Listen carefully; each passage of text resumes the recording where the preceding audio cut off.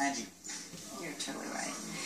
Asia-Pacific markets bounce back from the shock of the UK's decision on Europe, but that post-Brexit optimism ebbing away. The uncertainty about the outcome means the issue is still moving the markets here. Let's discuss all of that with Tobias Hexter, co-CIO of True Partner Capital. It really was mind-boggling, you could say, yesterday when MSCI Asia-Pacific Regional Benchmark was at levels pre-Brexit. It's as if it never happened. It wasn't sustainable, was it? But it was amazing, right? We had this cataclysmic event on Friday, people running across buildings, the world's gonna end, and to the rescue come most likely the central banks, or at least the expectation of the central banks coming, and up markets go, down volatilities go. If you look now at the prices, it looks almost exactly as you say, like nothing even happened, with one exception, because the pound is down about 10-ish%.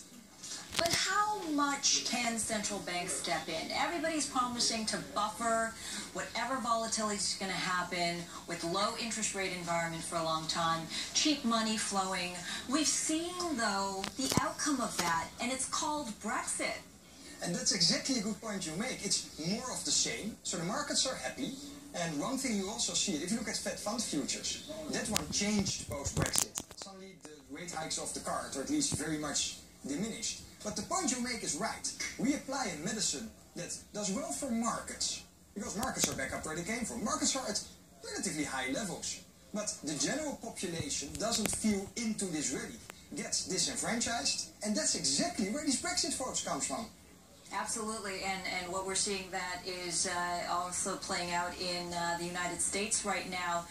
The probability of a Trump, if that happens, is that going to affect the trajectory of central bank action from the Federal Reserve? That's a good question, because on one hand, there's going to be uncertainty in the market, and they have only one medicine against it. On the other hand, they will be forced to use it. Because if you look at the global picture now, there's 3 guys out there, or there were 3 guys, they had blonde hair, weird blonde hair, and they had relatively popular statements. Johnson got his Brexit but got out. We got, of course, the Donald in the US, and we got in Holland the next propaganda for a Brexit-like move, which is Geert Wilders in the Netherlands. Weird haircut, also wants to leave the EU. All of these are having voices at the moment, and a lot of people follow it, that are angry. So if one of them succeeds, maybe the recipe to quench it is more stimulus, might not be the good one. Well, you can report back to us when you move to Chicago. Good luck to you on your move. It was great having you here in Asia, and I'm sure we will talk again. Tobias Hexter, thanks for joining us. But in fact, we're going to get more from you in just a couple of minutes. Stay with us. Our conversation with Tobias Hexter, just a moment.